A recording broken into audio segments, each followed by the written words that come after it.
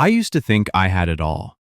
A good job, a cozy home, a beautiful wife who smiled when I walked in the door, and a best friend who'd been by my side since we were teenagers. What more could a man want? Her name was Elena. We'd been married for 8 years. From the outside, everything looked perfect. She was the kind of woman who made people say, "You're lucky, man." And I believed them.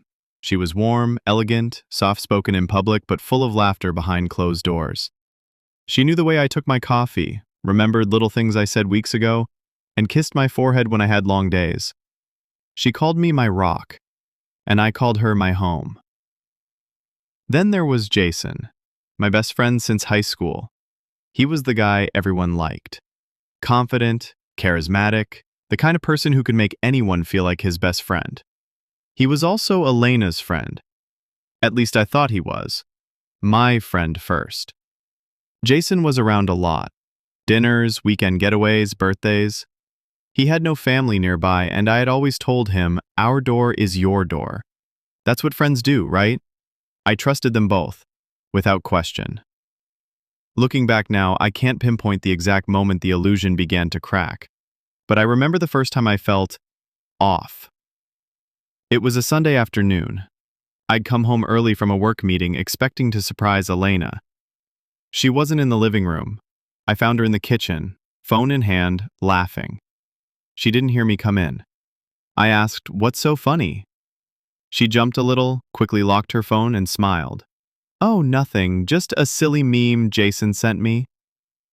Jason. I remember brushing it off. I even laughed. He sends the weirdest stuff. But something about her laugh, it didn't feel like the one she gave me. It felt lighter, almost flirty. I shook it off. One small moment, just a thought. But over the weeks, those thoughts piled up. She started going out more. Girls' night, she'd say, yoga class, meeting with a friend. I never doubted her. I mean, she'd always been independent. Why question that now? But I began noticing small things. Her phone was always on silent. She took it to the bathroom. She stopped showing me silly videos like she used to. Then came the night we went to a dinner party. Jason was there, of course, as usual. I watched them, how they talked, how they laughed. There was a moment she reached for a glass of wine and her hand brushed his. It could have been innocent. It probably was. But something flickered in their eyes. I saw it. And it saw me. Still, I told myself I was being paranoid. Elena loved me. Jason was my brother in all but blood. They couldn't. I forced myself to believe that. But doubt is a slow poison. It drips, one drop at a time, into your bloodstream. And once it's in, it spreads. "Oh, you scared me," she said, stuffing something under the pillow. "What's that?" Nothing. She smiled too quickly. Just a magazine. I didn't push, but after she went to shower, I checked. It wasn't a magazine. It was a small envelope. No name. Inside was a note. "Friday can't come soon enough. Counting the hours until I see you again." No name, no signature, but my stomach dropped. I confronted her that night, my voice trembling more than I'd like to admit. "Elena, who wrote this?" She went pale, then laughed. "It's nothing. An old letter from college. I found it cleaning out boxes." My heart wanted to believe her. My gut didn't. But I let it go. I told myself again and again, don't ruin this with jealousy. Don't become that guy. Yet the silence between us grew louder. The conversations felt rehearsed. Her kisses started feeling like obligations. My good mornings got answered with distracted nods. Her "I love yous" felt hollow. And Jason? He was still around, still smiling, still offering to help with anything, still drinking my beer, laughing at my jokes, giving me advice. And I let him. I was blind. No, I was choosing to stay blind.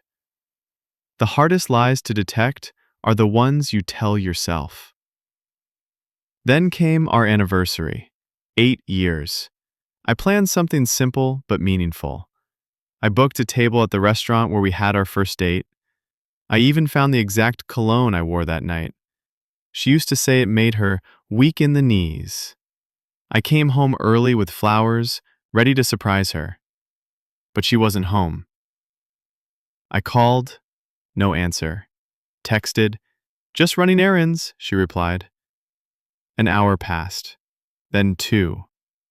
She finally walked in, smelling like someone else's perfume, dressed like she was coming from somewhere fancy, not errands. I didn't know we were going out tonight, she said, not meeting my eyes. I didn't say anything, just handed her the flowers. Happy anniversary, I said. She looked at them, then at me. For a moment, I saw guilt, or maybe I imagined it. She kissed my cheek. Thank you, she whispered. We went to dinner, but something had died long before we ordered the appetizers. That night, as I lay next to her, pretending to sleep, I realized something. I didn't trust her anymore. I didn't trust my best friend either. And worst of all, I didn't trust myself. Because deep down, I knew. I just didn't know how much they had already taken from me. After that night, our anniversary night, something shifted in me. I stopped making excuses. I stopped pretending. But I still wasn't ready to confront the truth. Not directly. Not yet. Instead, I started watching, quietly, carefully, like a man studying the shadows in his own house, trying to tell if they're real or just tricks of the light. Elena went back to her usual routine, or at least what had become usual lately. Lots of time out of the house, lots of vague explanations, lots of phone calls she took behind closed doors. I tried to act normal, wake up, go to work, smile, say I love you even when it started to taste like rust in my mouth. But every time I looked at her, I wondered, who are you when I'm not around? And every time I saw Jason, I wanted to punch him and hug him at the same time. Because if he wasn't guilty, then I was a paranoid husband losing his mind. But if he was, then everything I believed about loyalty, friendship, brotherhood, it was all a lie. That confusion, it eats at you.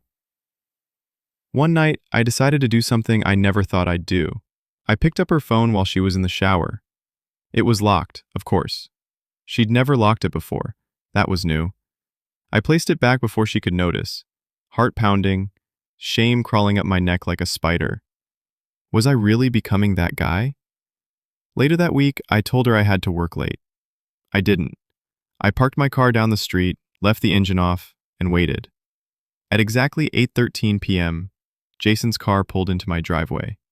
Not the main road, not out front like a guest, but the back driveway. The one we rarely used. He knocked twice, the way he always did. She opened the door within seconds.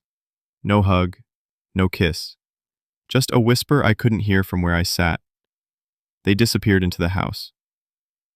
I sat there, in my own car, fists clenched, staring at the lit windows of my own home like it belonged to strangers.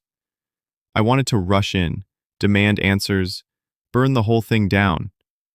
But I didn't. Instead, I waited. 37 minutes later, he left. No goodbye kiss, no drama, just a man walking away like he'd just dropped off a package. Elena didn't text me that night. She didn't ask when I'd be home. She just fell asleep early. I stared at the ceiling until morning. The next day, I went to work and did nothing. Sat at my desk, stared at my screen. I couldn't focus, couldn't eat, couldn't think. It wasn't just betrayal I was feeling. It was humiliation. How long had this been going on? How many lies had I swallowed without realizing? I tried to remember moments from the past. Little things that didn't make sense then, but did now. That time Elena came home wearing perfume I'd never smelled before. The weekend Jason said he was on a trip, but came back with a sunburn even. I started tracking her calendar, asking more questions, listening to the tone of her voice when she lied. She was good at it. Too good. Sometimes I'd look at her and wonder, how many nights did you come home to me, still carrying his scent on your skin? It made me sick. But what made me sicker was how well she played her role. Smiling, cooking dinner, talking about work, asking me about my day like nothing was wrong. She was either a master manipulator or I had never really known her at all. I confided in no one. Not my coworkers, not my family. Who would believe me? I was the one with the perfect marriage. I was the lucky one, the one everyone envied. If I said anything, they'd say, "Are you sure, Elena? She would never." Exactly. She would never. Until she did. Then came the night that changed everything. It was a Friday. She told me she was going to a friend's birthday party. Girls only. I nodded, kissed her cheek, said have fun. She left in a tight red dress I'd never seen before. Lipstick, darker than usual. Perfume, stronger than usual. After she left, I drove around the corner, parked, and waited again. An hour later, she wasn't at the party. I knew because I called the friend and pretended I was dropping off something. The friend was confused, said she hadn't seen Elena in weeks. That was all I needed. I followed her. She had driven to the edge of town. A quiet place. A motel.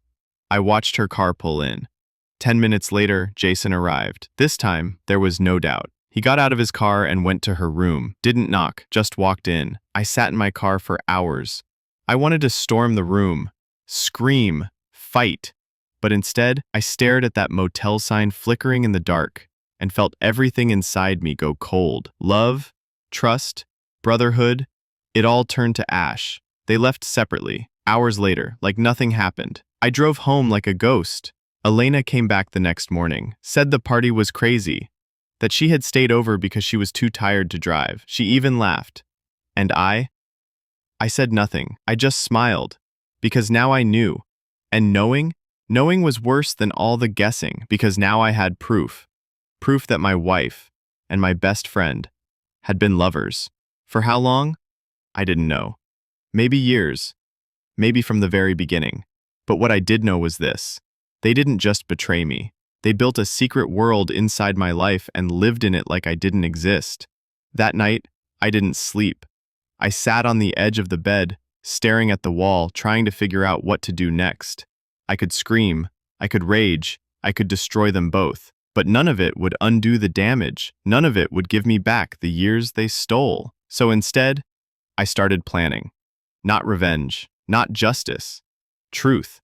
Because if they had the audacity to lie to me, there's something hollow about knowing. All those sleepless nights, all the doubt, the gnawing suspicions, they vanish the moment the truth arrives. And yet, you don't feel relief.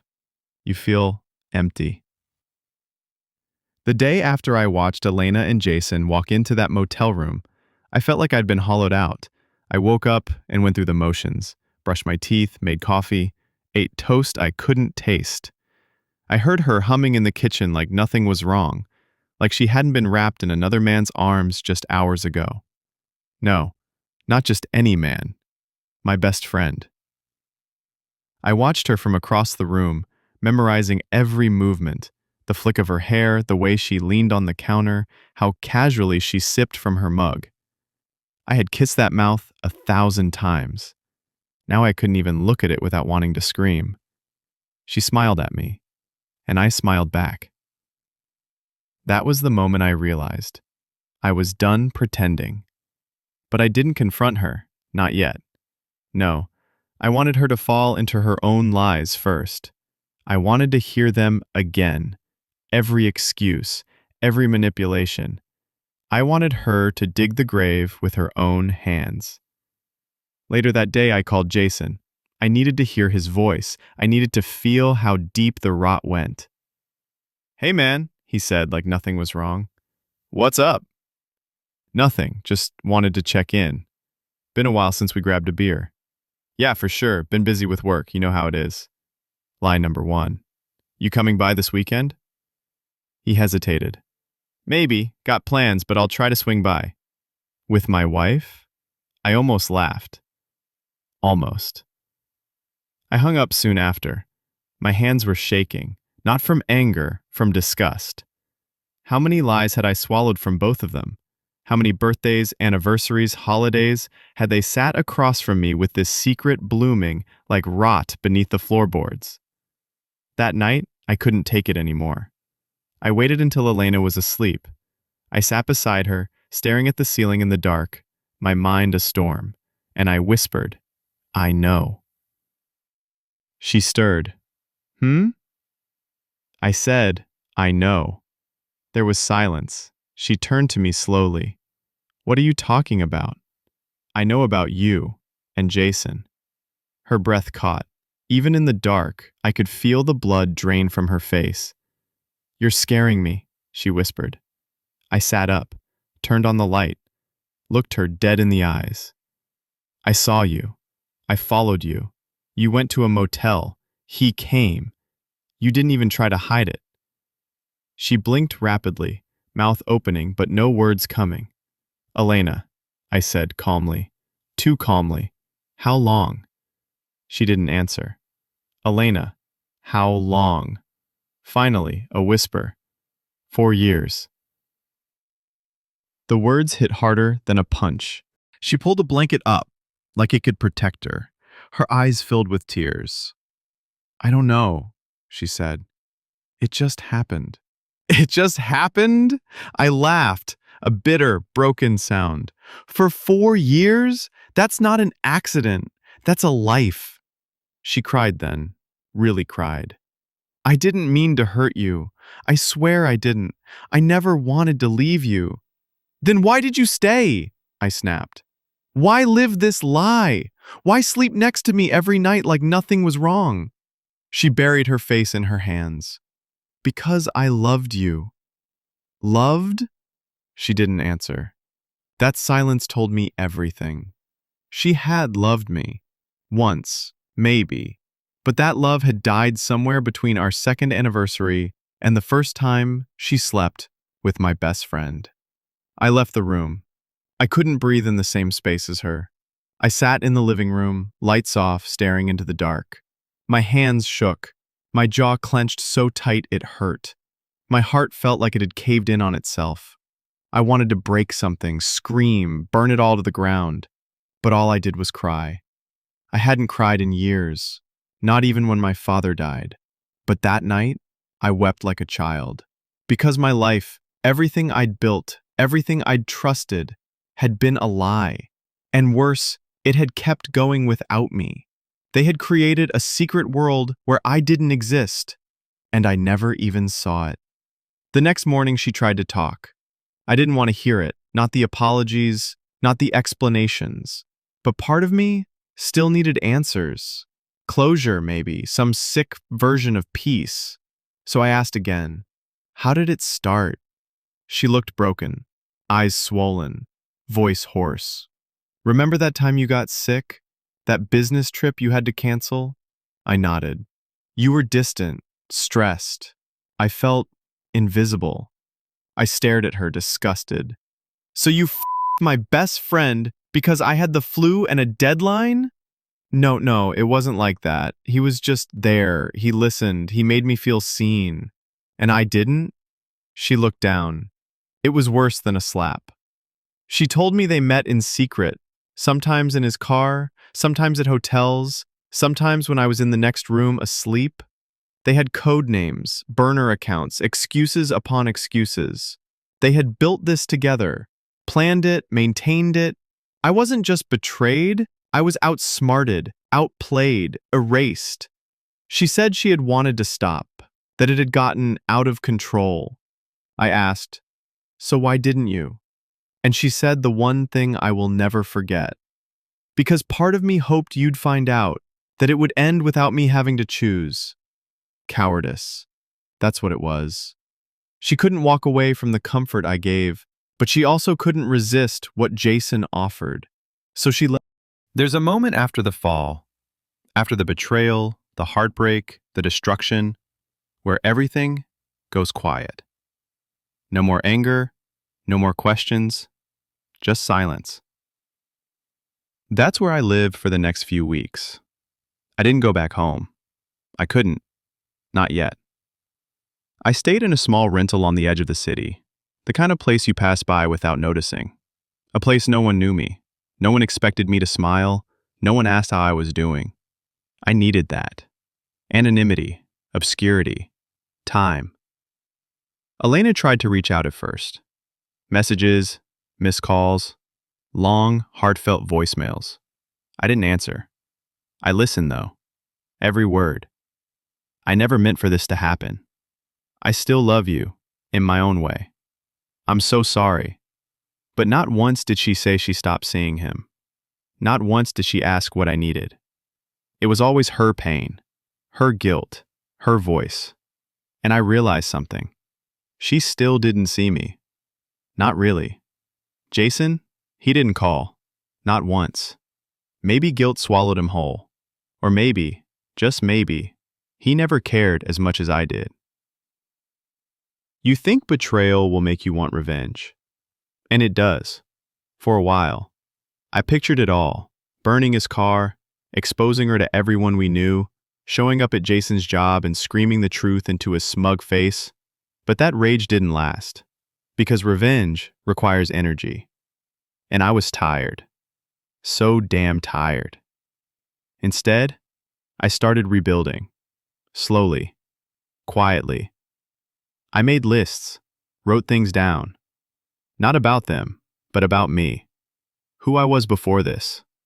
Who I wanted to be after. I realized I had lost pieces of myself long before the affair. I had been fading into routine, into comfort, into blind trust. I stopped noticing red flags, stopped asking hard questions, stopped being present in my own life. Painful as it was, the betrayal woke me up. I started therapy. First time in my life. I didn't even know where to begin, so I just told the truth. My wife cheated on me with my best friend. It sounded so absurd, even as I said it. The therapist looked at me and simply asked, "How does that make you feel?" And I laughed. Laughed like I was losing my mind. But little by little, those sessions helped. I learned to process instead of bottle. To grieve instead of explode. To feel without fear. And in that process, I found someone I hadn't seen in a long time. Me. I remember the boy who used to love photography. The man who once dreamed of writing a book. The friend who believed loyalty meant something sacred. I wasn't just a victim. I was a survivor. A work in progress. Weeks turned into months. Then, one day, I ran into Elena. Not planned, just fate. She apologized again. Not dramatically. Not for pity. Just sincerely. "I don't expect forgiveness," she said. "But I want you to know. I ended it. With Jason." I didn't flinch. I realized he was never you, and I ruined the one thing that was real. I looked at her for a long time. And then I said the words I didn't know I was ready to say. "I forgive you." She blinked, shocked. "I don't forget," I added, "but I forgive you. Not for you, for me. Because I had learned something in all those lonely nights. Holding on to pain doesn't protect you. It poisons you." She cried, and I felt light. We said goodbye. No big emotional moment, no hugs, just closure. As I walked out, I realized I no longer loved her. Not in the way I once did. And strangely, that felt okay. I don't know where Jason is now. I don't care. He no longer holds any power over me. As for me, I went back home eventually. Not to her, but to my home. I redecorated, reclaimed the space, made it mine again. I traveled, saw new places, took photos, wrote again. I laughed for real, for the first time in a long time. And somewhere along the way, I met someone new. She didn't ask about my past right away. She just saw me. And I saw her. We took it slow. No illusions, no lies. Just truth, even when it hurt. And now? Now I know that what happened to me, what they did to me, it broke me. But it also rebuilt me. I am not the man I was. I'm stronger, wiser, harder to fool, easier to love. So if you're listening to this, and you're where I was, drowning in betrayal, blinded by rage, buried under grief, let me tell you something I wish someone had told me. You won't stay broken forever. You will rise. Not like before, but better. Not despite the pain, but because of it.